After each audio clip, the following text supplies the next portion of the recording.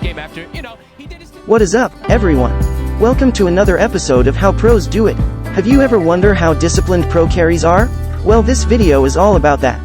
Today we are going to watch Dyrachyo of Game & Gladiators, one of the best carries these days, play TerrorBlade. Let's check out his gameplay. So they were playing into this game. Definite concerns, just like last time, gotta be honest. I think there's so many different answers. Hello there.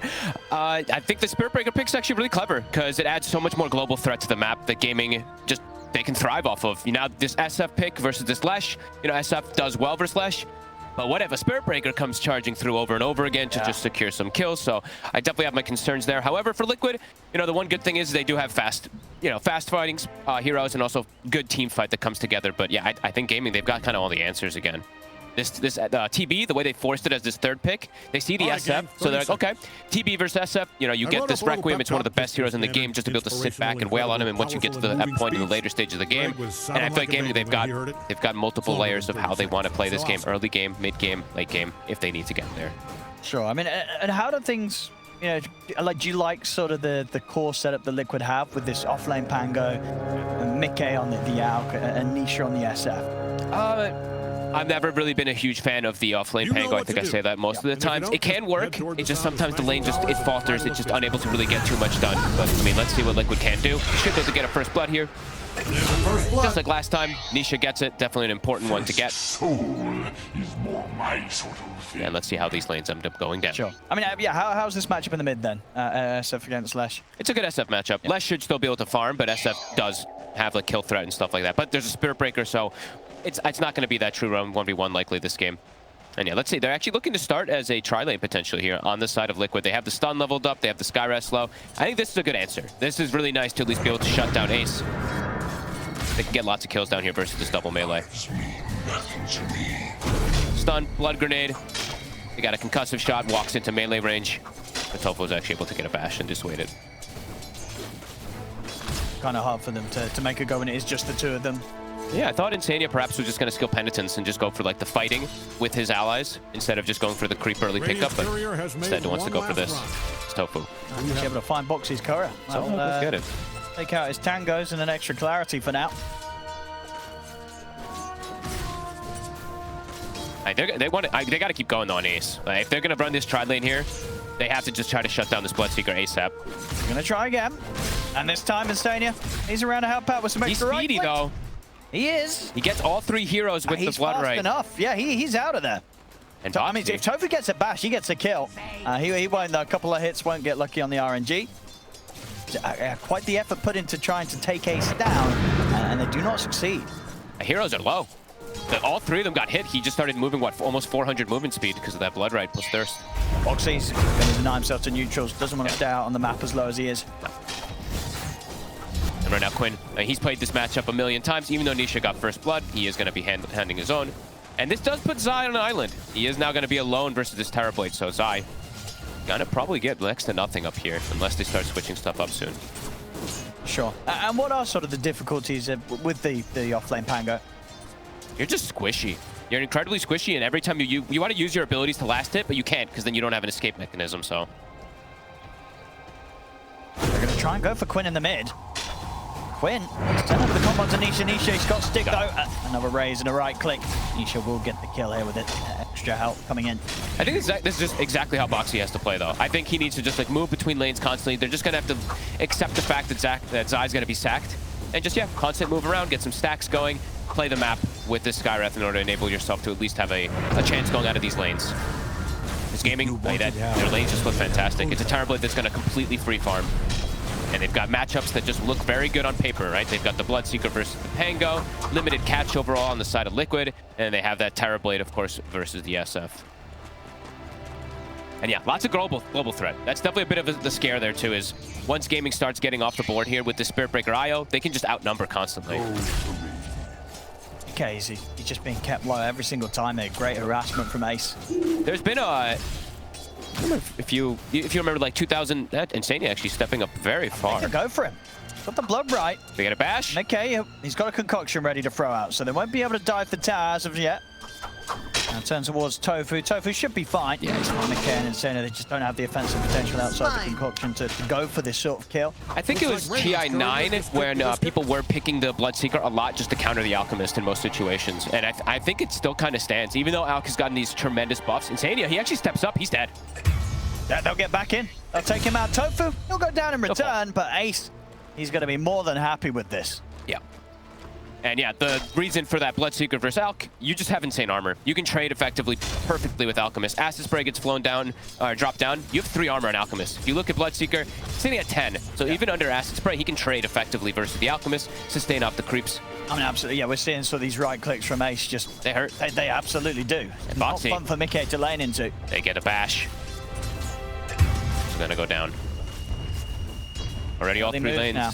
Looking amazing. Even though Quinn did die the one time, he is able to just farm versus Nisha anyway. And there's always threat of this Spirit Breaker moving around. Like Ace, he can perhaps be left on his own bottom. And then the Spirit Breaker can just constantly charge around, make these lanes very, very difficult for the side of Liquid. I don't know how much sort of an Alk and a Chen do to threaten this Bloodseeker now at this point. I think Ace is chilling. I think he can just actually even get kills down here constantly with Tofu charges. Good stun here in the mid. They're trying to make an attempt onto Quinn, but he lands the stun onto the 2 of them.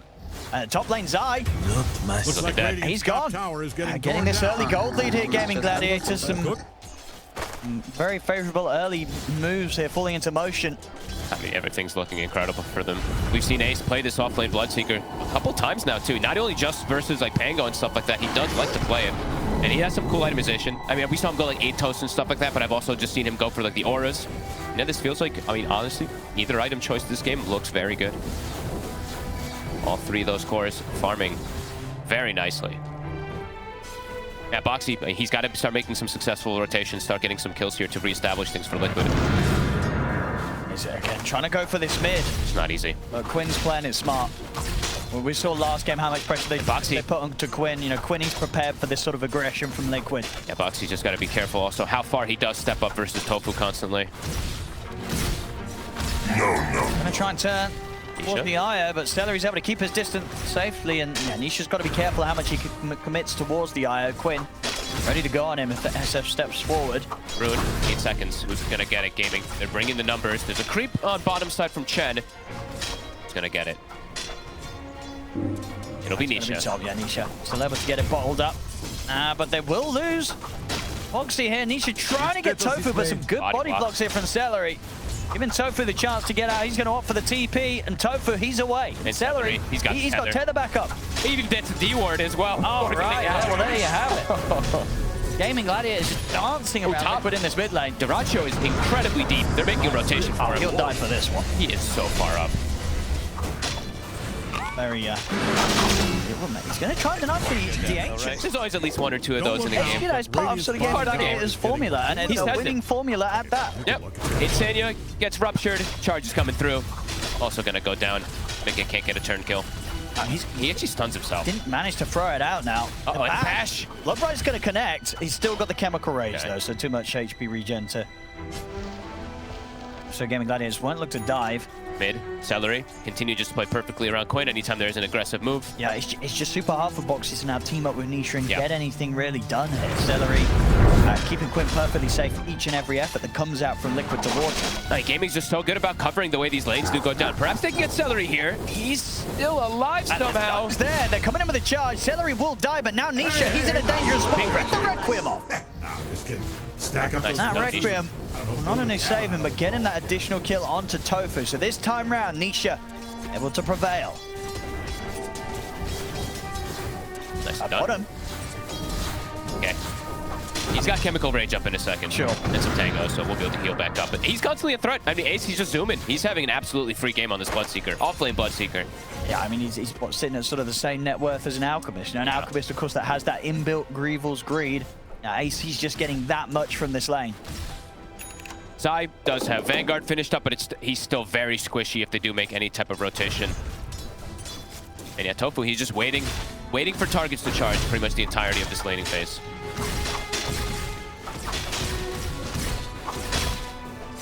Making the move top.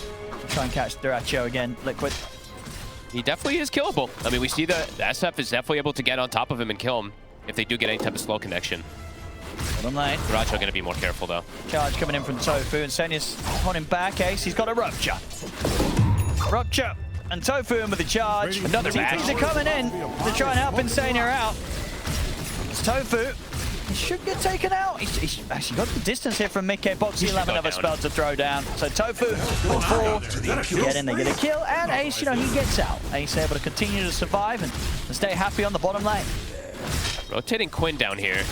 Mickey, he still has Chemical Rage. And they are actually turning for a kill. This could be a bit of a bait. Celery. And they finish him. Tether. See if they can keep this Bloodseeker alive. Nice dodge. Ace. He's speeding up, and he's getting out of there. Liquid couldn't quite kill him yet again. Ace surviving. IO Bloodseeker, super speedy. Good dodge there, at least from Mickey. Not getting connected by the stun. That could have actually turned on them very quickly. Things starting to get a bit more reestablished here for Liquid with these constant rotations from Boxy. Just a lot of farm, you know, Dyrachyo top net worth despite that early death. He's still farming an absolute treat on this top half of the map. Yeah, and the thing is, the Bloodseeker, he's having, like you said, that amazing game, and he is that big answer for Zion pretty much all stages of the game. And we see the itemization this time from Ace. It's going to be a Vessel. So dealing with that heal that's coming from the Chen, dealing with the Chemical Rage and stuff like that as well, too. That's going to be the option this time from Ace. And Zai's having a slow start, so unlikely to be able to get those sort of item timings that may help him survive against the aggression of Gaming Gladiators. Big rotation. Rolling Thunder across the two of them will manage to split Quinn and Celery up for now. Quinn trying to retreat, but a final raise from Nishi catches him, takes him out. Zai will be able to look towards Tether as well. Good rotation here. Will help Zai catch up a little bit as Liquid group their forces together and will manage to punish Quinn and Celery. It's good moves. I mean, it's forcing them to bring 5 heroes, but they're punishing the rotations now a couple times versus Gaming Gladiators. Insania's like, I mean, he'll take that, you know? It's a Chen. Only level 4 Chen that keeps getting picked up, and they're able to make these clean moves. Yeah, let Liquid know they have to turn up with the cause. You know, both Zai and Nisha TPing in for that bit of action to make sure that Quinn does not get away with this.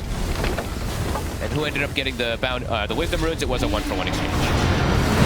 So the levels coming up. It supports top. Zai shows space. Tofu. That was a sick angle.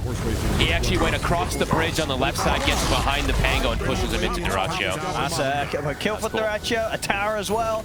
Dyrachyo's gold continues to roll in. And that's the... Did that have the... Oh my god, it didn't have the relic, but does kill the courier away from it, Mickey. And Tofu, now he's got Pavis. So... ways to protect his buddies. I love this item build. I think I'm going to say this every time.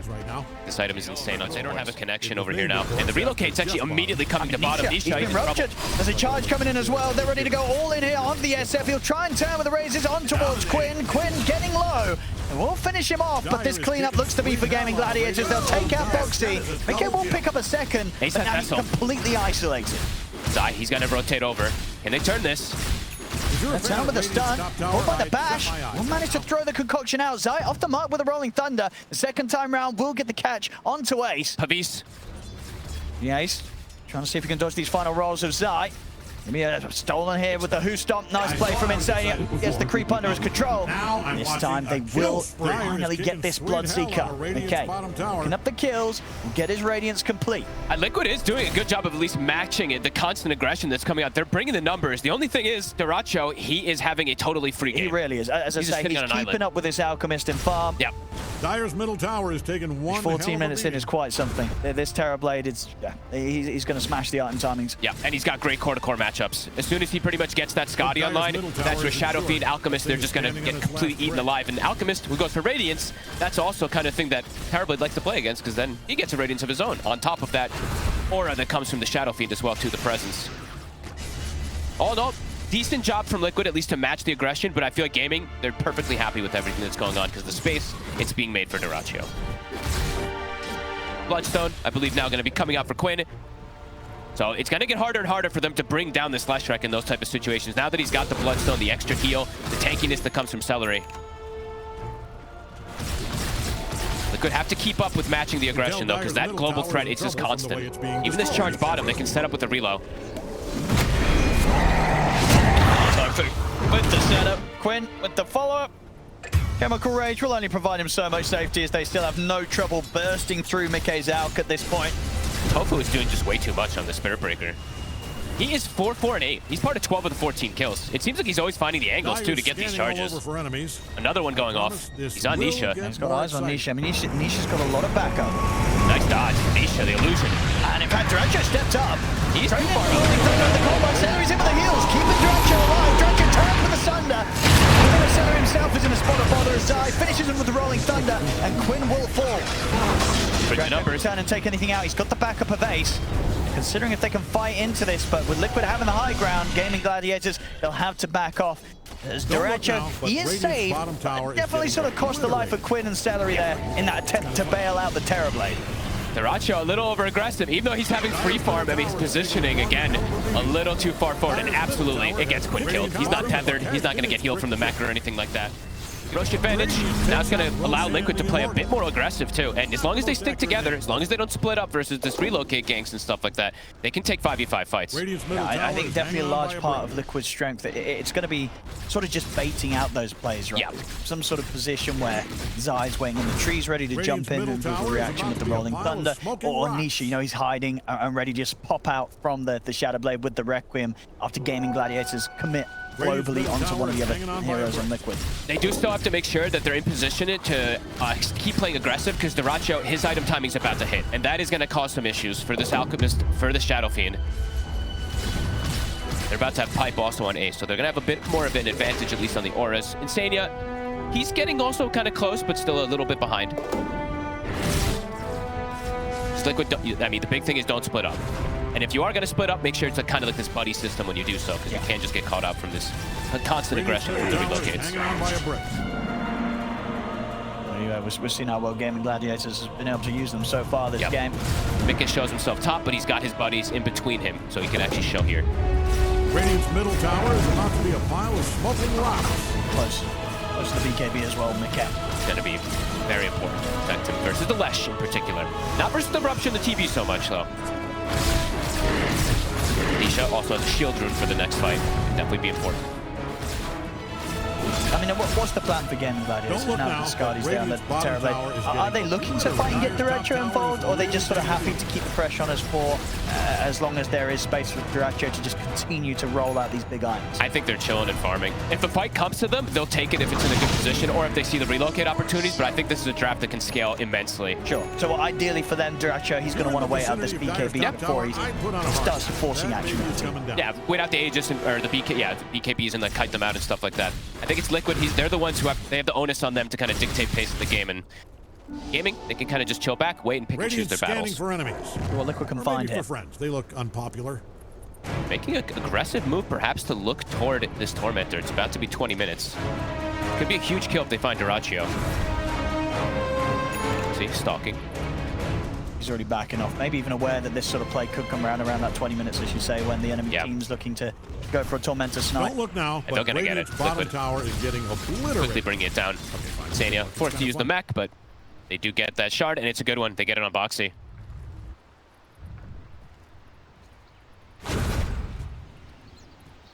Quinn looking to finish up his BKB, then maybe they'll look to force a couple more fights here after that Aegis does expire. But you can see they're all just farming. Like Tofu, he's just been chilling on bottom side, getting closer to, closer kind of to BKB, but farming it. Ace as well. Waiting for timings. Dyer's middle tower is 2 minutes left to play with the Aegis on Nisha. Fine with that. They have a ward here in the enemy jungle.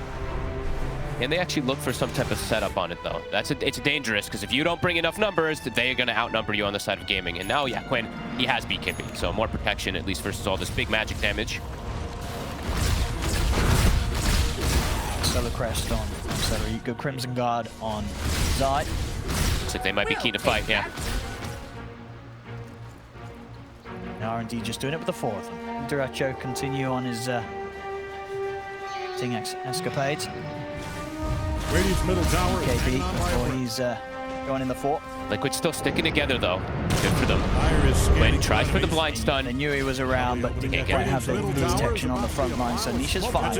Sticking near his buddies. And now, Liquid, they've got pretty good information on the whereabouts of Gaming Gladiators. We're seeing if they can set up some action themselves, as they'll smoke directly towards them. Boxy looking for the lead in. Get the setup in. They came with a follow-up. they're going to commit in close towards the tier 2 tower. Liquid, they're really trying to force this side. Look at the rolling thunder, they've taken down Tofu, but Tofu's got 5 acts available. He'll use it immediately. Dyrachyo will be able to turn up the fight with how close Liquid brought it towards the tier 2 towers of Gaming Gladiators. Liquid onto the side for Nisha, push back Salary. Ancient Seal's there, they've taken down the Io. See Mickey is going to get knocked back by the ult of Tofu, and it's going to be into the hands of Dyrachyo. Mickey getting focused down in by the TerrorBlade. He's getting chased down in by his own illusion. The reflection will end up killing him off. Mickey to fall. Nisha, he's looking towards Dyrachyo, but can these two finish him off? Dyrachyo, Thunder over towards Ace, takes in HP. He's back up to pretty much full. They're taking out Nisha the once. Foxy, now focused by Dyrachyo. Dyrachyo trying to step in. He's cheap, but now he's caught by the Ancient Seal. A couple of right clicks in a levels. I mean, the auras as well for Gaming Gladiators, right? It's sort of Dyrachyo's in a good spot, but both Quinn and Ace, after quite the hot start, they're falling behind in farm a bit. They are. Quinn, he has got 5 deaths. I think like the target prioritization from Liquid's been perfect, right? They've been killing this Io off or forcing the Io to remove the tether from the Lesh a couple times to try to protect Dyrachyo, and it's definitely caused Quinn some issues. No, I mean, absolutely. Yeah, Stellar, he's really got his hands full with who he tethers across and tries to save in these fights. And the minus armor, it definitely adds up too. You see the Pango getting this lucky shot onto the Leshrac, the presence of the Dark Lord from the SF. I mean, they're ready to go again. They're trying to sort of bait here with Nisha showing down the mid. Quinn? Zai, he's in with the jump done. And straight away, they're just able to blow up the Lesh. Quinn doesn't stand a chance. A quick jump there from Liquid, and one that Quinn, he just did not expect at all. Big stuff. Dyrachyo. Boxy, careful. Turn towards Boxy, but Liquid, they've still got backup. Boxy will fall. I mean, Ace and Dyrachyo on the high, but it's very difficult for Liquid to get in on this. The BKB's there. They try and make the jump onto Dyrachyo, but Dyrachyo will hold his ground and continue to get healed up by Celery. Liquid, they've got to back off a bit. Tofu, in with the charge, he's going to go straight towards Mickey, but he's pushed back here by the Hurricane Pike of Nisha. Shoves back the Spirit Breaker. They'll look over towards Nisha instead. Zai, he's in with the Swashbuckle. Nisha attempting to stand his ground against Dyrachyo, but this map is too much. Dyrachyo, he's in with the cleanup here with the help of Ace as they take down the two of them. Zai and Nisha to fall. Ace ready to chase on for more as Insane is getting run down by the Bloodseeker. Double kill for Ace.